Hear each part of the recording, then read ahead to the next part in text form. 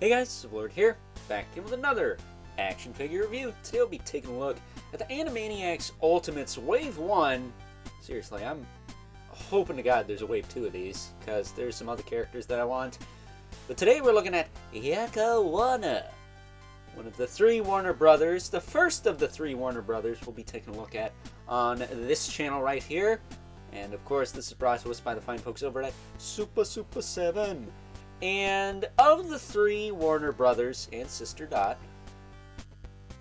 Yakko was always my favorite, not only because he was voiced by the rock star Rob Paulsen, who also voiced Pinky, who we looked at yesterday, along with the Brains, so check those reviews out if you haven't already. Would really appreciate it if you did.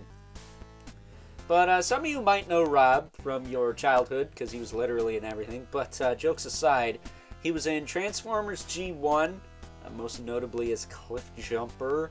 He was in G.I. Joe, Real American Hero.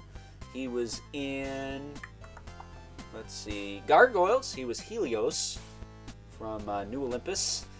He was the original Raphael in the original Teenage Mutant Ninja Turtles series. And Donatello in the well-loved, or beloved, 2012 Nickelodeon Teenage Mutant Ninja Turtles series.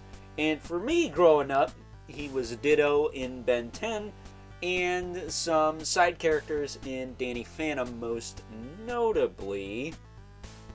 I almost think he was in the Super Robot Monkey Team Go, whatever the heck that was called, show. Maybe. And possibly also some of the Bruce Timm DC comic stuff. So he's been around. He's probably pushing 60, if not well into his 60s at this point. He's a veteran when it comes to voice acting, although I think the oldest voice actor in the business right now is Frank Welker, the voice of Fred Jones from Scooby-Doo and Megatron and Soundwave from Transformers. But yeah, man, good old Rob Paulsen kicking butt as always. I would love to meet him. I almost had a chance to. He was at New York Comic Con with the other two Animaniacs, funny enough. And then Jim Cummings, aka Darkwing Duck, and Winnie the Pooh and Tigger, I believe. And then Tara Strong, who's Raven in Teen Titans, Bubbles from Powerpuff Girls, Tommy Pickles from Rugrats, and I think Dill Pickles from Rugrats too. And of course Ben 10, young Ben 10, kid Ben 10.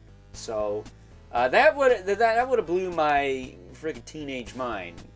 That would have been sick, or young adult mind, to visit and see all five of them.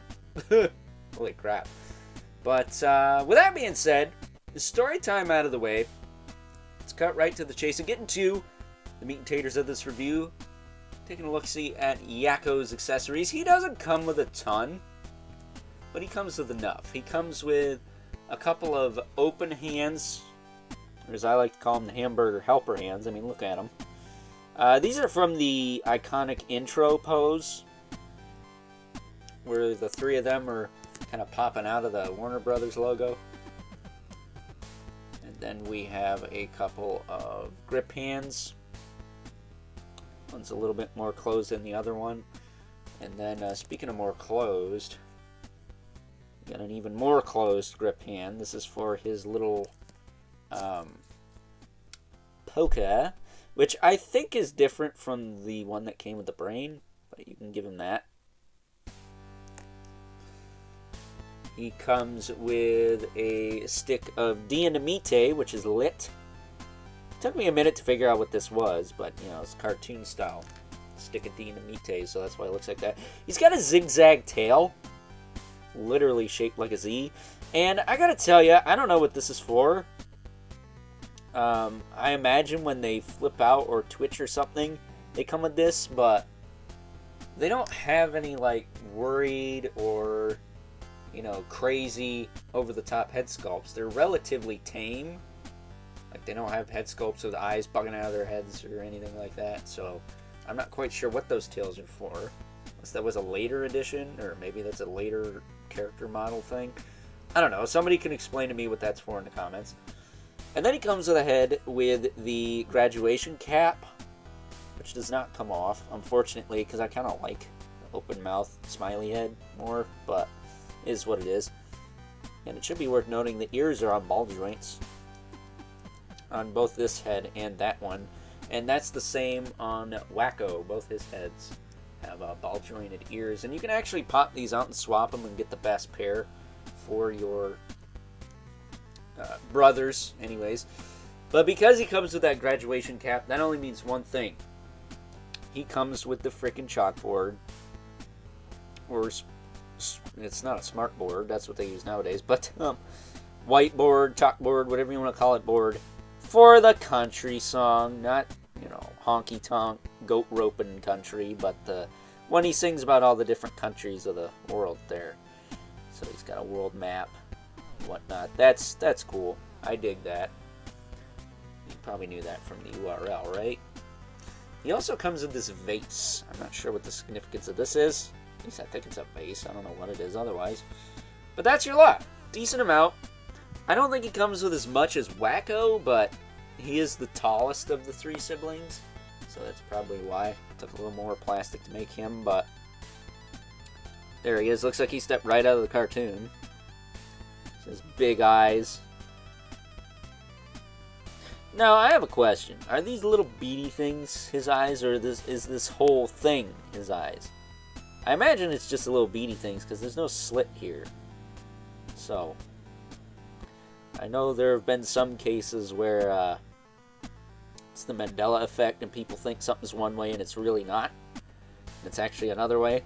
But, yeah, man, I love this figure. I love this whole line, despite its shortcomings, but as far as articulation goes, he's got a ball joint in the head. He can look down. He can look up a little bit.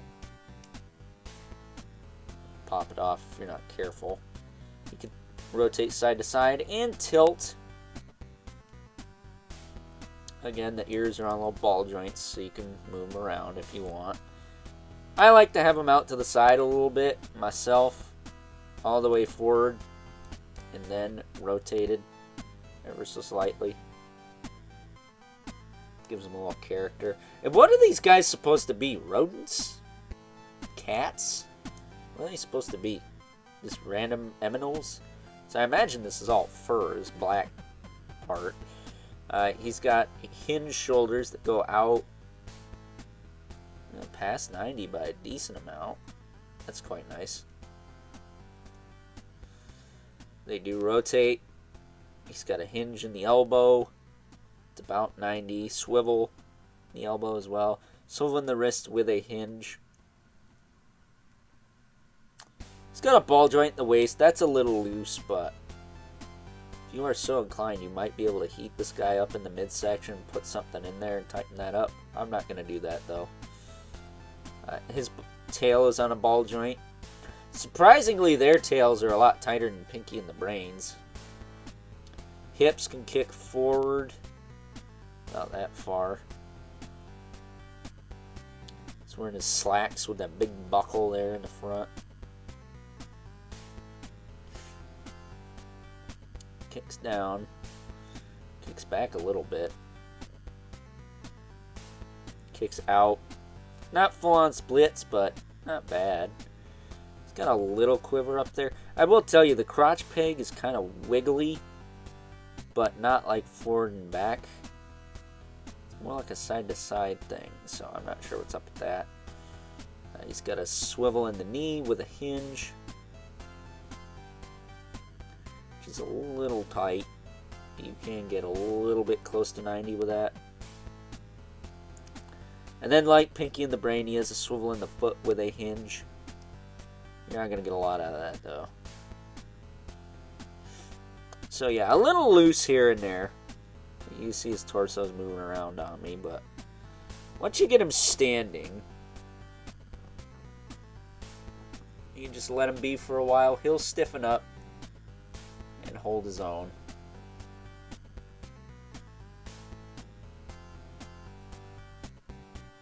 Usually I lean the torso all the way forward, but I'm not going to do that here. You can pop the tail up so it takes up less room. So there you go. There's Yakko 1 in a nutshell. Looking like Yakko Warner. He looks like he stepped right out of the freaking cartoon. That is awesome. That's what I want. And I am so hoping Super7 does like a second wave of these, because I really want Slappy Squirrel and her nephew. That'd be hilarious. I don't know who else I'd get. I'd like to have them all, honestly, but I only have so much space. So before we wrap this up, because this guy doesn't really scale with anything other than his siblings, let's bring in our 2 regulars. This is the Mythic Legion's Brother Mandibulus, of course.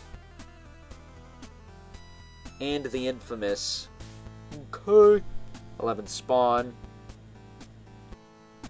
Now, I will tell you, if you got the reaction figures of the Animaniacs, they'd probably scale well with these two.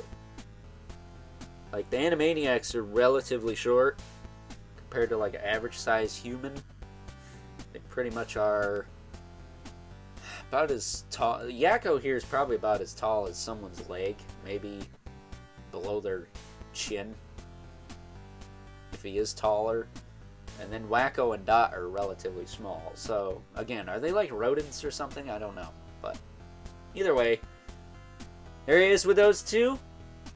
So, without further ado, it is time now that we wrap things up. Some final thoughts. Overall, of the 3 Animaniacs and or Warner brothers and sister siblings, good old Yakko here is obviously my favorite. I mean, he is voiced by the man, the myth, the legend, Rob Paulsen, after all, and probably has some of the funniest lines. I would say Wacko is a close second to that.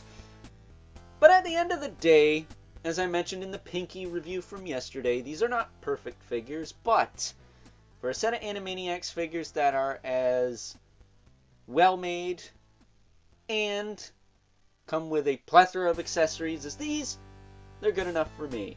I can do lots of fun stuff with them and not have to worry about their fragility or anything like that. There is some joint looseness and limitations here and there, but at the end of the day, there could be a lot more issues with them, couldn't there? I mean, they are kind of out there character designs after all. So, with that being said, hope you guys enjoyed this review. And until next time, I'll catch you guys later.